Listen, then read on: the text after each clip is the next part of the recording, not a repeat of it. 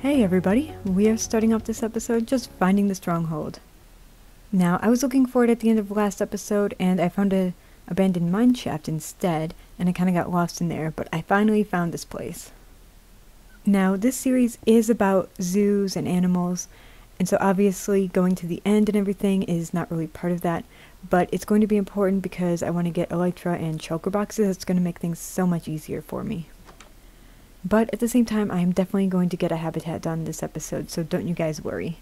This is episode 20 after all, and so that's super exciting. I think that's my first series to reach 20 episodes, so I'm really happy about that.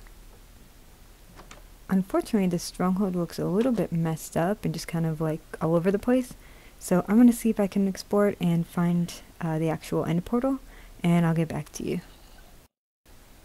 Well, I did find a library, so that's pretty cool. But it looks like there's not really any good enchanted books here, so that's unfortunate. Anyway, on with the search. Now, I will admit I am exploring this place a little bit too cautiously, but I have a couple reasons for that. Firstly, because I'm also playing my UHC world, if I get too used to things being easy in this one, I might not be as careful there, and I want to make sure that I don't die too soon. I have a lot of cool projects I want to get done before that happens. And then the other reason is that I kind of like the strongholds and they look kind of neat to me, so I just don't want a creeper to blow it up and just make a big mess, But then again, I don't know if I'll actually ever do anything here besides go to the end, so maybe it's not a big deal. Alright, so I have found the portal, and I am just being overrun with these silverfish. But I blocked off the room just so I wouldn't get ambushed behind us, and so we should be pretty good here. I don't think the silverfish will be able to kill me. I do wish that maybe they dropped something or had a reason, to keep the spawner around, but I really think I'm just going to destroy it, unfortunately. I've never really seen anyone do anything with this except for Etho, when he made basically a farm that would get the silverfish into a block of stone, and then he would use the silverfish to help him mine and stuff. So that was actually really cool, but I don't really have a reason to do that in this world, so I'm not going to. Also, looks like we were pretty unlucky with the portal. We only got one ender eye in here, and so I think I lost one in a wall, unfortunately, so that means we don't have enough. Luckily, it should be easy to get home and back, and I can get another one pretty easily, so I'll be doing that very soon. But regardless, I'm not quite ready to fight the Ender Dragon yet, so I need to prepare anyway. I wonder if this trick works. Let's see if we can find out.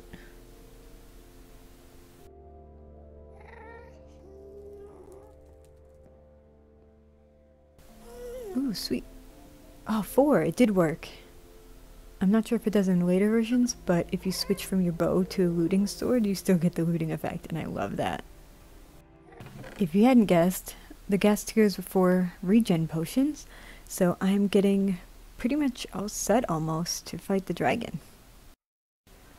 Alright, so I think I'm all set to go to the end and actually try to fight the Ender Dragon here. So the most important things, I put Feather Falling 4 on my boots, so that should help if I fall or anything, especially because I might end up using some of these Ender Pearls, especially to get off of some of the towers, I think. Obviously I have a bunch of potions, 3 strength, 3 speed, and then I have 6 regen and 6 instant health. I made half of them splash, just so I had both. And I'm going to bring a pumpkin. I'm hoping I won't use it, but just in case if the Endermen become an issue, I will do that, just because they can be kind of annoying. Now, I do play on easy difficulty, and that's mostly because this series is about the animals and the zoo and building it up, so I don't need the extra challenge for that. So I don't think this fight will be very difficult, so I'm not expecting any issues, but it has been a long time since I've fought the Ender Dragon in a solo world. Usually I play this game with friends and we do it with a group of at least 3 or 4 people, depending. Alright, here goes nothing. Cue epic montage of me hopefully killing the dragon.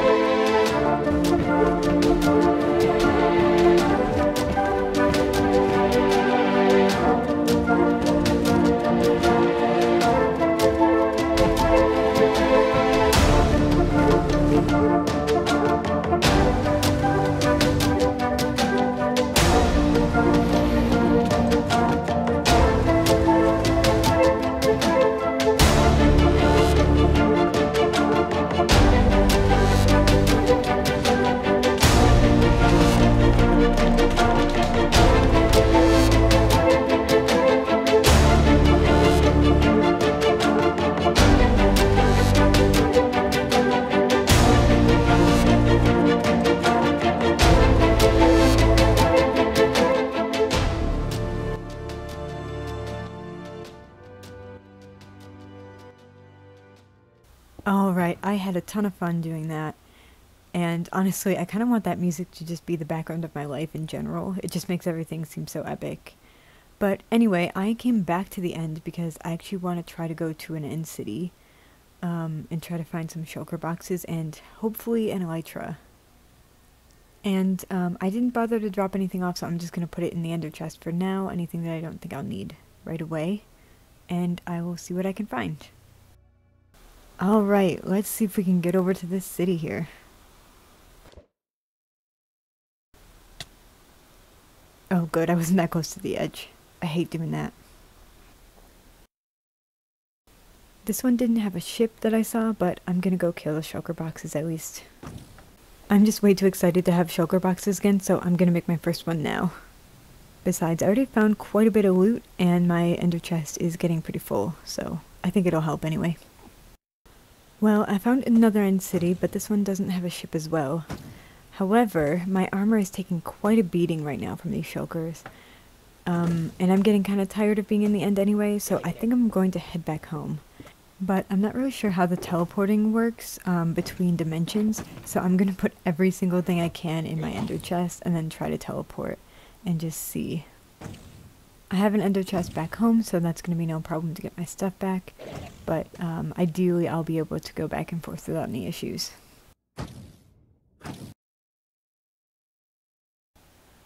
Sweet, okay, so that worked. Although it looks like it may have gotten rid of my levels. But that's not a big deal, we have mob farm and stuff. Oh wait, my levels just came back. I guess they must have just been glitched or something, but that's a relief. Anyway, I was just doing some trading because I wanted some more mending books, but I'm going to get to a habitat really soon, you guys. Actually, I have a pretty good idea what I'm going to do as well, so I'm hoping it'll be pretty cool. Alright, so it is time to build a new habitat here. I've already got things set up for what I want to build it out of, and as you can see I have a couple of nets here, so what we're going to have a habitat for this time is a moose.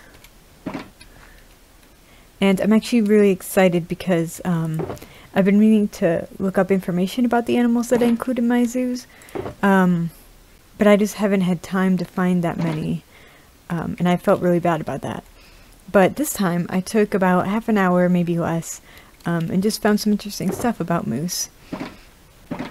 So what I'm going to do is their habitat is going to be in this area here, and I want to have basically a foresty area, probably like in this corner here, and maybe in like the whole back area, and then have a bit of like open space here for guests to see them, and then maybe like over here have like a watering hole because moose really like water. But I'm going to start building that, and while I do that I'm going to give you the facts that I found about moose and just basically some of my opinions about them. So the first thing that I want to talk about when it comes to moose is actually why I wanted to build this habitat so badly. And so if any of you have ever played Zoo Tycoon 2, you might have seen that moose are one of the animals you're able to have in that game. And they were actually one of my favorites in that game as well. They were just super fun to take care of and build habitats for. And the baby moose are so adorable.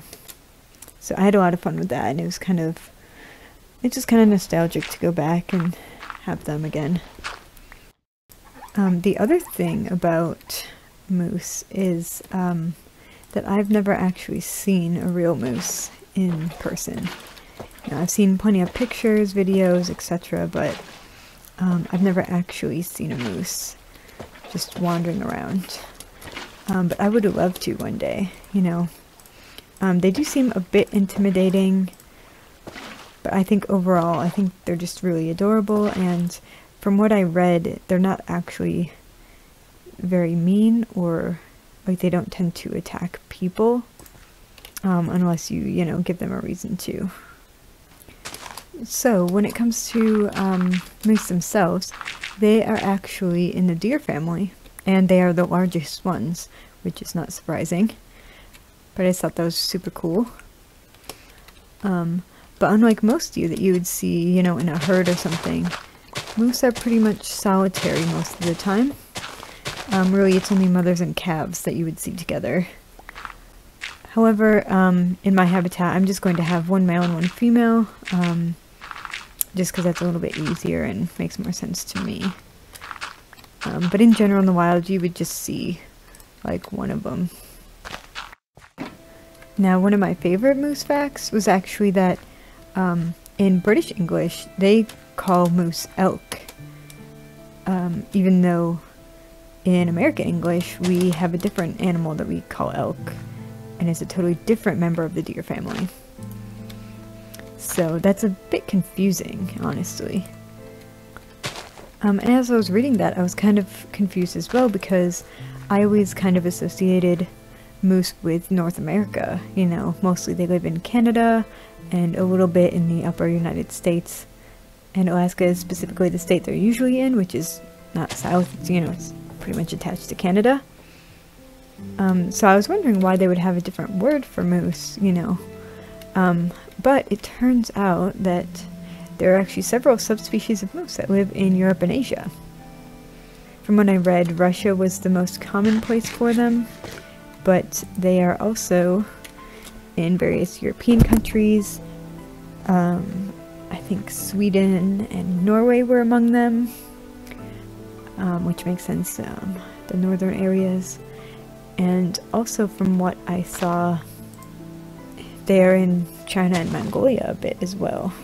Less commonly than in like Russia or in North America, but still. In fact, from what I read, there's at least 8 subspecies of moose, which kind of surprised me. The main differences among them are, some of them are a little bit bigger or smaller than others. One of them, it said that they basically have very small antlers or none at all, which really surprised me, because that's one of the things that they're really well known for.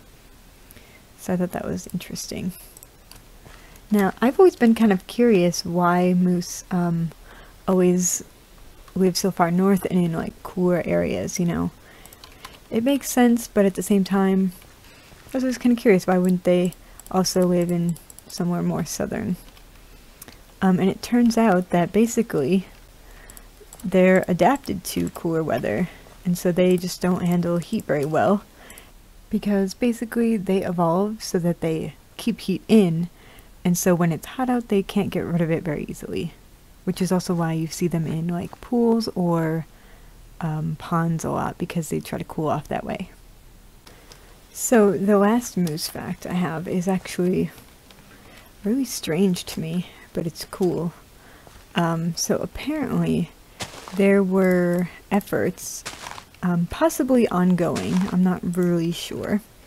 I didn't look into it too much. But basically, people were trying to domesticate moose. And honestly, when I think of animals, I obviously, I just think that they're awesome and I want to be their friend, you know, no matter what kind of animal it is. Obviously, that's super unrealistic in most cases, and I understand that, so I'm not actually going to, you know, walk up to a wild moose or something ridiculous. But I do think the idea of domestication is really interesting.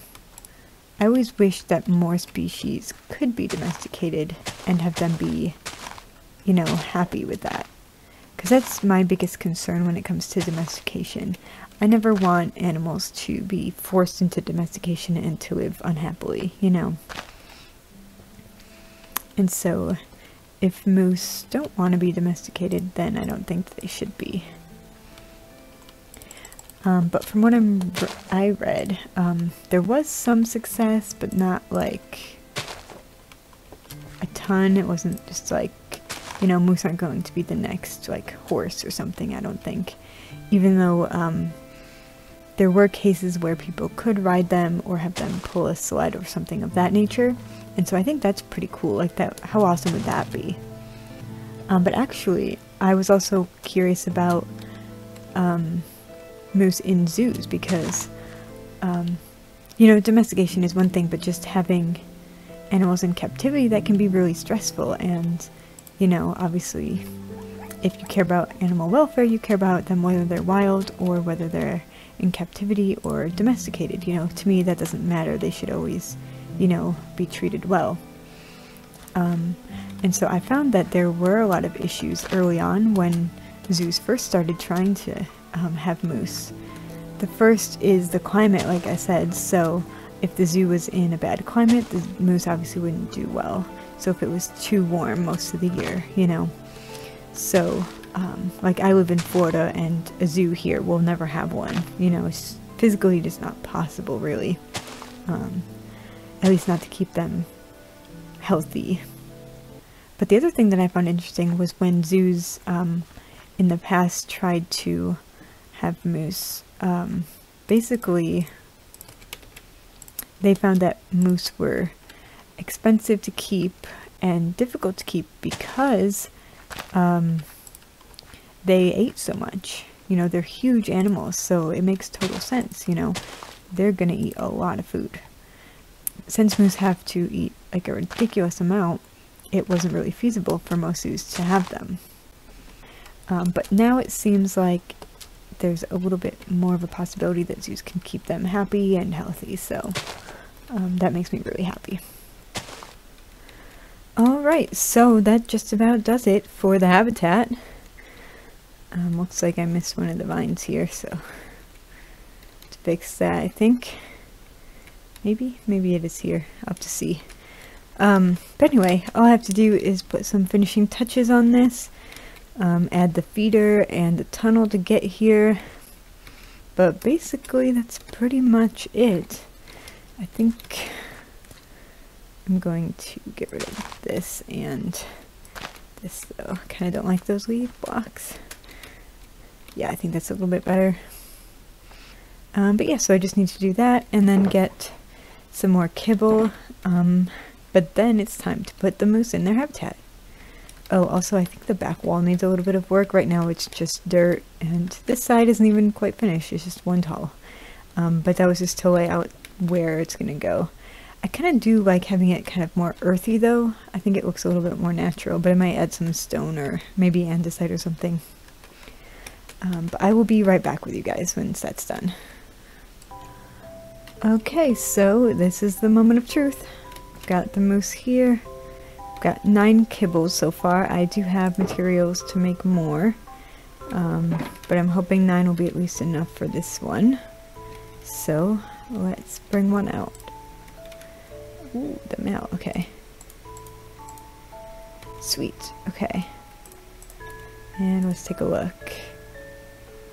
Quiet male variant 5. And then they do like tire swings, so I did bring one of those. So I'll put that up in just a second. Let's see. Let's try to bring out this other one then.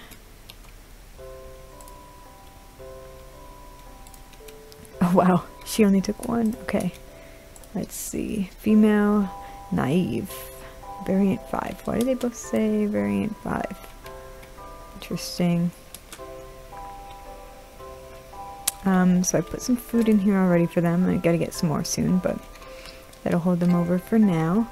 He's awake. Hi, friend. You are so big. Uh-oh. Okay, that's not good.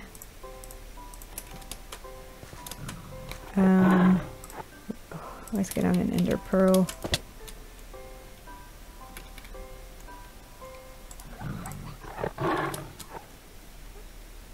Well, I'll be right back, Moose. Hold on. It's been a long time since these guys have escaped. Alright, so the other two are still in here. How did they get out? I seriously don't know how they can get out of here. I've like triple checked. Because they shouldn't be able to jump here. They can't jump from here to there. They can't jump from here to there, I don't think. So the only place they can go... Like, I don't think they can jump here.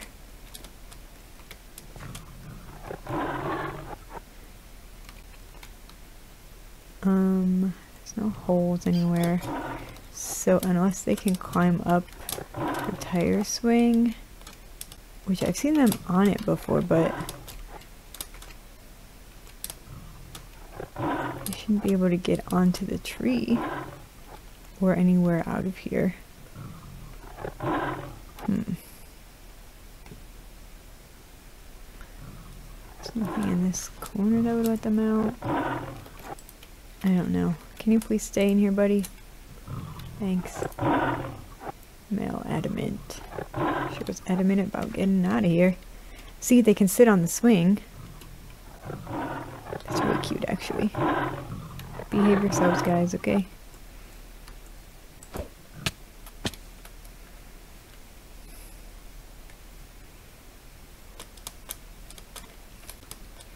Are the moose good? Okay, they're still both in here, at least. You're so big. Alright guys, so the sun is setting. The moose is falling asleep. And he is so adorable. Man, I love these guys. But that is going to do it for this episode. Thank you so much for watching. I appreciate it, as always. And I will catch you in the next one. Bye, everyone.